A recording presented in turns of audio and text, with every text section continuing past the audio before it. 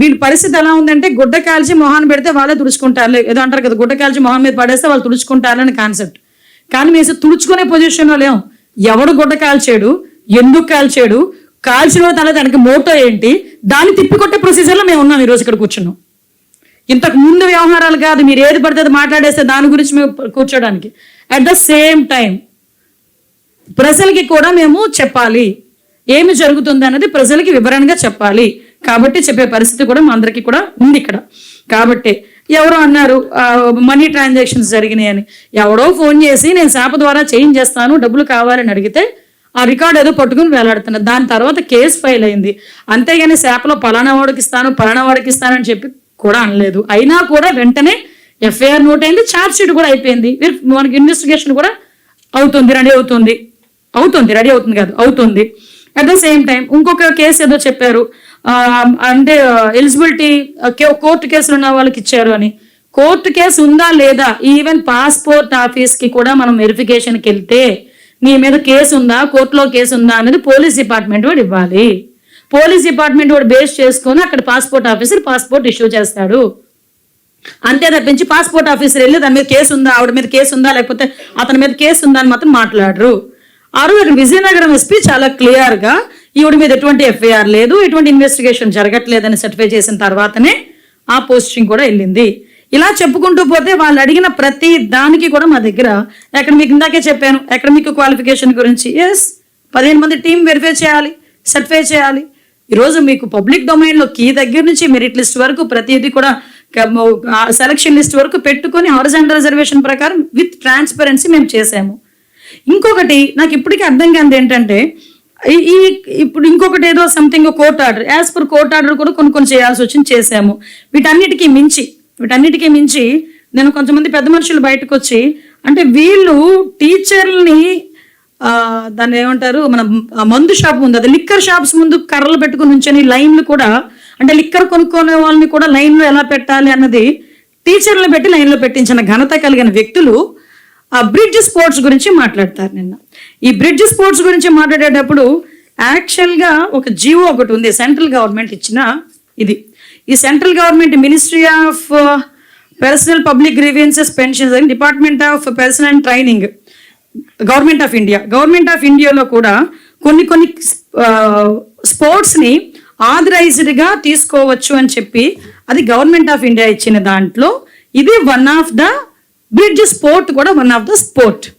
ఇందులోని మీకు విషయం తెలియదు ఏంటంటే ఏషియన్ గేమ్స్లో కూడా వీటిని పెట్టారు తెలుసా మీకు. అందులో ఇండియా వాడికి ఒక బ్రాంజ్ మెడల్ కూడా వచ్చింది తెలుసా అది మీకు, బ్రిడ్జ్ స్పోర్ట్స్లో ఏషియన్ గేమ్స్లో. మీకు ఇంకో విషయం, ఏ స్పోర్ట్స్ అయినా ఎప్పుడైనా ఎందులోనైనా ఎలా చేయొచ్చు. కొన్ని సందర్భం ఇప్పుడు ఒలింపిక్ గేమ్స్లో కూడా క్రికెట్ని ఎలా యాడ్ చేయాలన్న ఒక ఆలోచనతో కూడా ఉన్నారు.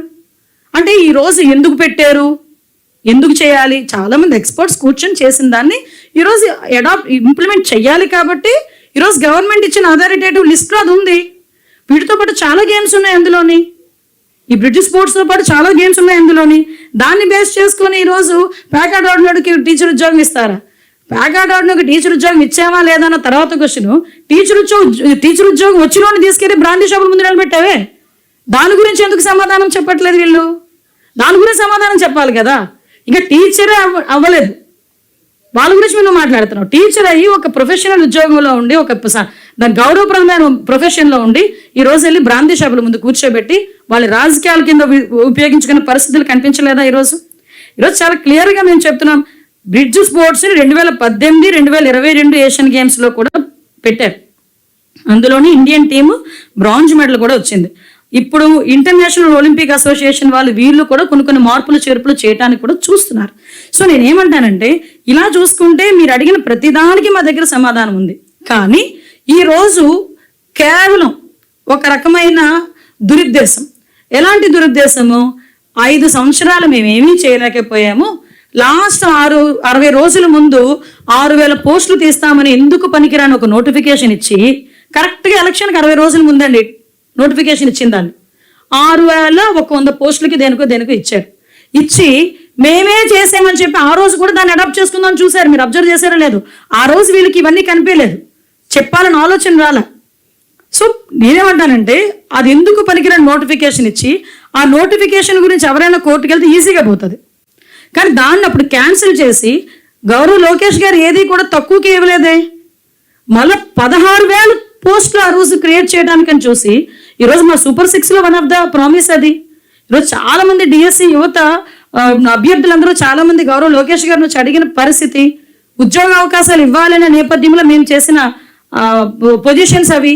సో కంపల్సరీగా మంచిగా చేయాలనే ఉద్దేశంతో ఆ రోజు మేము ట్రాన్స్పరెంట్గా ఎక్కడ ఒక చిన్నది కూడా మీకు తెలుసో లేదో, మీ తాలూకా వాళ్ళు ఎవరైనా అడిగారో లేదో చెప్పండి. ఏ రాజకీయ నాయకుల దగ్గరికి వచ్చి ఎవరు కూడా ఒక కానిస్టేబుల్ పోస్ట్ ఇప్పించండి అని కానీ, ఒక టీచర్ పోస్ట్ ఇప్పించండి అని కానీ ఎవరు కూడా రికమెండ్ చేయలేదు. చేసిన అవమాన సంగతి తెలుసు. ఎందుకంటే గవర్నమెంట్ అంత ట్రాన్స్పరెంట్గా మేము పనిచేసాం. దానికి ఈరోజు మీరు బయటకు వచ్చి ఇష్టానుసారంగా ఎలా పడితే అలాగ మాట్లాడేసి చేసేద్దామంటే ఈరోజు జనాలు కూడా నమ్మే పరిస్థితుల్లో లేరు. ఈరోజు మేము చాలా ట్రాన్స్పరెంట్గా పనిచేసాము. ఈరోజు డిఎస్సి నోటిఫికేషన్ ఇవ్వడంలో కానీ, డిఎస్ అభ్యర్థుల్ని సెలెక్ట్ చేయడంలో కానీ గౌరవ ముఖ్యమంత్రి గారికి ఉన్నంత ఎక్స్పీరియన్స్ ఇంకెవరికీ లేదు. ఇంకో విషయం చెప్పాలి, చిన్న ఎగ్జాంపుల్, గ్రూప్ 1 పెట్టారండి వీళ్ళు లాస్ట్ గవర్నమెంట్లో.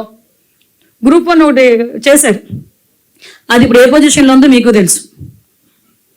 ఇప్పుడు ఏ పొజిషన్లో పాపం అభ్యర్థులు అనాలో సెలెక్టెడ్ లిస్ట్ ఉన్నారో ఏమనాలో అర్థం కావట్లే.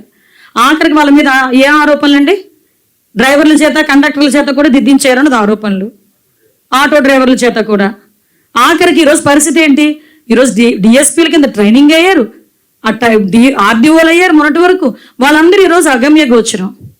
అలాగే చంద్రబాబు నాయుడు గారి హయాంలో ఒక్కరిని చూపించండి అలాగా సెలెక్ట్ అయ్యి ఇంట్లో కూర్చున్నామండి అనుకున్న వాళ్ళని. సో నేను ఒకటే చెప్తున్నా, ఈరోజు మాకు చిత్తశుద్ధి ఉంది. మేము ప్రజలకి జవాబుదారీతనం, మేము ప్రజలకి జవాబు చెప్పాలి. ఈరోజు మేము అనుకున్నట్టుగా మేము చేయటానికి, ప్రజలకి మంచి చేయటానికి మేము సిద్ధంగా ఉన్నాం. మీ నోటుకు వచ్చినట్టు రాస్తాము, నోటుకు వచ్చినట్టు మాట్లాడతాము, ఎలా పడితే అలా మాట్లాడతామన్నా మేము ఒకటి సమాధానము చెప్తాం. దానికి తగినట్టుగా ప్రజలకు అర్థమయ్యే విధంగా మేము సమాధానము చెప్తాం. అదేవిధంగా అంతకు మించి జనాలను ఇబ్బంది పెట్టే దృష్టిలో కానీ ఈరోజు ఏంటంటే వీళ్ళ ఉద్దేశం ఏంటంటే ఆ గ్రూప్ 1 అభ్యర్థులకు సంబంధించి చిన్న రప్చర్ అయింది కదా, యాజ్టీజ్గా ఇలాంటి ఎలిగేషన్స్ పెడితే 16,000 కుటుంబాలు రోడ్డుకి ఎక్కేస్తాయి అని వాళ్ళ ఆలోచన. కానీ వాళ్ళందరూ కూడా చాలా హ్యాపీగా ఉన్నారు. వాళ్ళందరూ మంచిగా ఉద్యోగాలు చేసుకుంటున్నారు. 1 సంవత్సరం అయిపోతుంది వాళ్ళకి ఉద్యోగ సర్వీస్, 1 సంవత్సరం అయిపోతుంది ఈరోజు.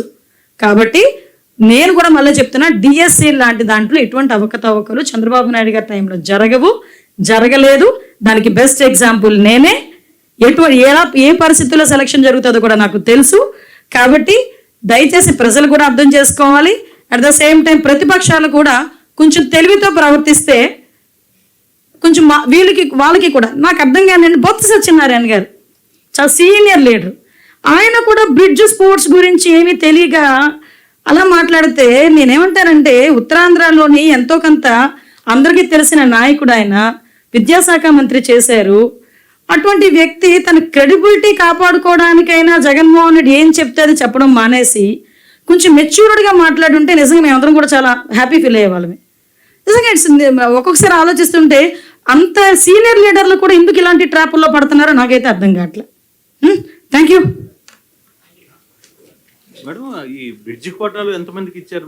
ఎవరికి ఇవ్వలేదండి, అది ఓన్లీ కోట. మేము ఎవరికి ఇవ్వలే ఆ బ్రిడ్జ్ కోటాలో.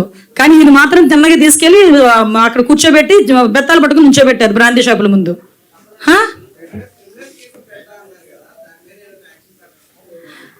అమ్మ మేము ఒకటి ఏంటంటే, ఏదైనా ప్రభుత్వానికి సంబంధించిన రిపోర్ట్ని కానీ ప్రభుత్వానికి సంబంధించిన ఇష్యూస్ని కానీ తప్పుడు ప్రచారాలు చేస్తే కంపల్సరీ క్రిమినల్ కేసెస్ ఉంటాయి. ముందు మేము ఎందుకు ఫైల్ అవ్వ, అన్ని ఫైల్ అవుతాయి. ఎందుకు కంగారు? మీరు చాలా కంగారుగా ఉన్నట్టున్నారు వాళ్ళ మీద కేసులు ఫైల్ చేయించడానికి. Okay, thank you. రండి భోజనం చేద్దాం. మీరు అందరూ అందుకే ఈగర్గా ఉన్నారు, ఆకలిస్తుంది. ఓకే ఓకే ఓకే, పదండి.